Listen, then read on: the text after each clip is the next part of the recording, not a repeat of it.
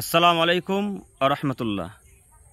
হে আমার প্রিয় দিনী ভাই ও বোনেরা, আপনি আবারও গেলেন দুর্গাপূজা দেখতে।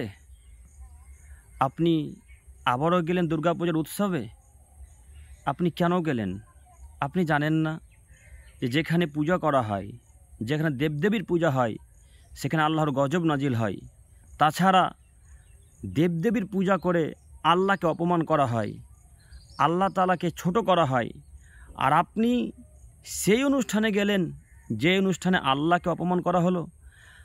আপনি সেই অনুষ্ঠানে অন্তর্ভুক্ত হলেন যে অনুষ্ঠানে আপনার আল্লাহকে, আপনার সৃষ্টিকর্তাকে, আপনার প্রভুকে অপমান করছে, যেখানে আপনার আল্লাহকে ছোট করছে ওই পূজা করে, আর আপনি তাদেরকে সমর্থন করলেন।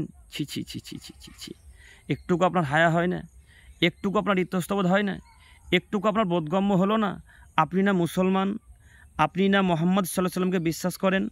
এই জন্যই তো আমাদের নবী আজ থেকে 1450 বছর পূর্বে ভবিষ্যৎবাণী করেছেন। তিনি বলেছেন যে ইন্না মিম্মা তাখাওয়াফ মিনহু আলা উম্মতি, আমার উম্মতকে নিয়ে আমার জীবনে বড় ভয় তিনটি বিষয় নিয়ে।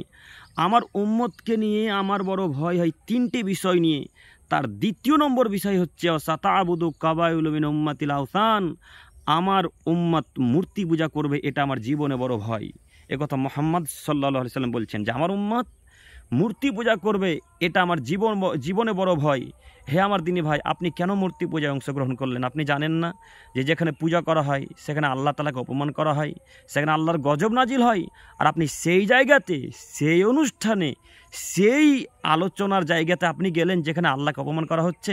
তারপর অংশ আল্লাহ নবী আবার বললেন অসাতাল হাক্কু কাবাইল মিন উম্মতি বিল মুশরিকিন, আমার উম্মতের কিছু লোক মুশরিকদের সাথে মিশে যাবে, বিজাতিদের সাথে মিশে যাবে, বেধর্মীদের সাথে মিশে যাবে। এটা আমার জীবনে বড় ভয়। এটা মুহাম্মদ সাল্লাল্লাহু আলাইহি সাল্লামের ভবিষ্যৎবাণী। হে আমার প্রিয় দিনী ভাই ও বোনেরা, আপনারা একবারও চিন্তা ভাবনা করলেন না আপনি কেন তাদের দলের অন্তর্ভুক্ত হলেন? রাসূলের ভবিষ্যৎবাণী কোনোদিনও মিথ্যা হবে না। আপনাকে আমি অনুরোধ করে বলতে চাচ্ছি, আপনারা কিসের ভিত্তিতে তাদের উৎসবে গেলেন, তাদের অনুষ্ঠানে গেলেন? আপনারা একবার চিন্তা ভাবনা করলেন না যে তারা তো আমাদের ঈদে, আমাদের বকরা ঈদে, আমাদের ইফতারের সময় কেউ তো এলো না। কই একজন তো আপনার সাথে লাইলাতুল কদর রাত্রি পালন করতে আসেনি। কই আপনাদের সাথে কোনো হিন্দু বা খ্রিস্টান ভাইরা কেউ তো আপনার সাথে ঈদের সলাত আদায় করতে আসেনি। কিংবা কোনো হিন্দু ভাই তো একদিনও জুমার সলাত আপনার সাথে আদায় করতে এলো না। কোনো হিন্দু ভাই বা কোনো অন্য ধর্মর লোক আপনার সাথে একদিন উদযাপন করেছেন? কেউ খুশি পালন করেছে আপনার সাথে যে হ্যাঁ চলো তোমাদের ঈদ তো আমরাও আজকে ঈদে খুশি পালন করব, তোমাদের আজকে বকরা ঈদ তো আমরাও গরু ছাগল কাটবো বা খাসি কাটবো?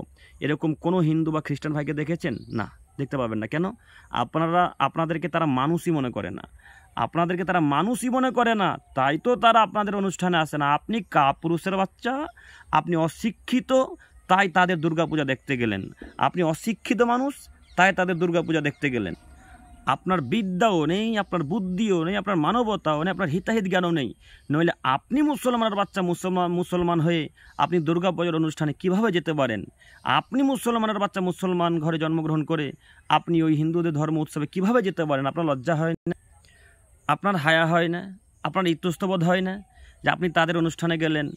আপনাদের অনুষ্ঠানে একদিন কোনো মন্ত্রী বা কোনো নেতা মাথায় টুপি দিয়ে, মাথায় ওড়না দিয়ে চলে এলো, তাই আপনি ভাবছেন যে আপনার ধর্মকে তারা মান্যতা দেয়? জি না, আপনার ধর্মকে তারা মান্যতা দেয় না। আপনাকে আমি অনুরোধ জানাচ্ছি আপনি নীতি পরিবর্তন করেন। আজকের পর থেকে কোনো দিন কোনো মুসলমান কোনো বিজাতিদের ধর্মের অনুষ্ঠানে যেতে পারে না। দুর্গাপূজাতে তো যেতে পারেই না, কোনো পুজোতে কোনো বেধর্মীদের অনুষ্ঠানে যাবে না। এটা আমাদের অনুরোধ। হে আমার দিনী ভাই ও বোনেরা, আপনাদেরকে আমি অনুরোধ জানাচ্ছি কোনোদিন কোনো বেধর্মীদের অনুষ্ঠানে যাবেন না। ওটা হিন্দু ভাইদের উৎসব, হিন্দু ভাইয়ের উৎসব পালন করবে, উদযাপন করবে। মুসলমানের বাচ্চা যেতে পারে না। হিন্দু ভাইরা যত খুশি পালন করবে করুক, আমরা বাধা দিতে যাব না। আমাদের এক জায়গায় বাধা, শুধু মুসলিমদেরকে আমরা বলতে চাচ্ছি আপনি আজকের পর থেকে কোনো দিন কোনো বেধর্মীদের অনুষ্ঠানে যাবেন না। আল্লাহ তুমি আমাদেরকে বোঝার তৌফিক দান করো। সকল বলি আমিন। আসসালামু আলাইকুম আ রহমতুল্লাহ।